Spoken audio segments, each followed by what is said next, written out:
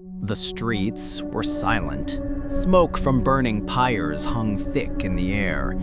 People whispered of death that came like a shadow, sudden, unstoppable.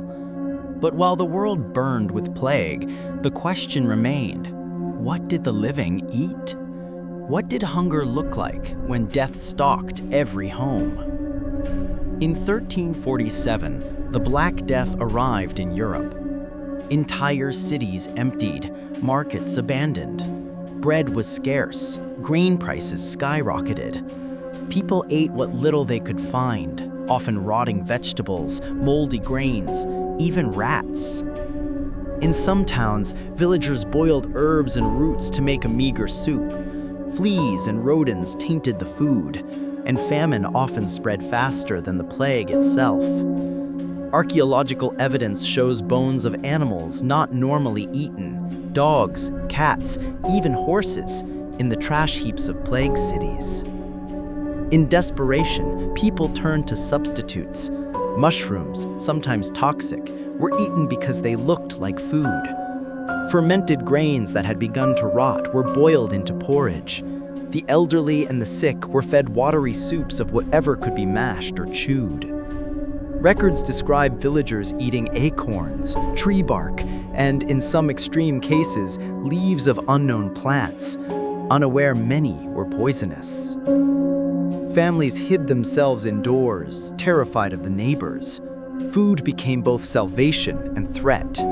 Delivered by strangers or left at doorsteps, it was often stale, spoiled, or contaminated. Some ate rancid cheese or stale bread soaked in water to soften it. But even then, many starved before succumbing to the plague itself. In northern Italy, during the plague that killed tens of thousands, people scavenged in abandoned houses. Reports describe corpses in streets, and those brave enough to search for food often risked infection. Some households survived on garbled wine-soaked bread, onions, and whatever dried beans they could find. Others, in despair, resorted to eating cats, dogs, and even rats. In one medical text from 1630, a doctor wrote, "The people eat what the rats refuse, yet they still die." Plague didn't just kill directly. It spread silently through contaminated food, water, and vermin. Homes where bread was left uncovered became a breeding ground for fleas. Moldy cheese and tainted grains were ingested in desperation. Each meal became a gamble, a dance with death. Some tried to purify food with vinegar, wine, or herbs, hoping to ward off disease. Others ignored hygiene altogether. No water, no fire, no hope.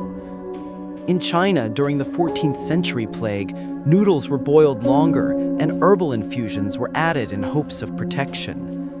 In India, rice porridge and lentil broths were consumed sparingly. Across continents, humans adapted, but no diet could protect them from the invisible killer. The horrors of these meals weren't just in their taste, but in their context: fear, hunger, and death lurking behind every morsel. Today, forensic archaeologists study plague pits, stomach contents, and remnants of historical kitchens. They reconstruct the diets of the terrified, the starving, and the desperate. Analysis shows malnutrition, contamination, and sometimes poisoning were rampant. What people ate wasn't just food, but survival, horror, and despair. The plague left cities empty, bell towers silent, and kitchens abandoned. And yet, in the few morsels people ate, we glimpse their struggle, a fight for life in a world ruled by death.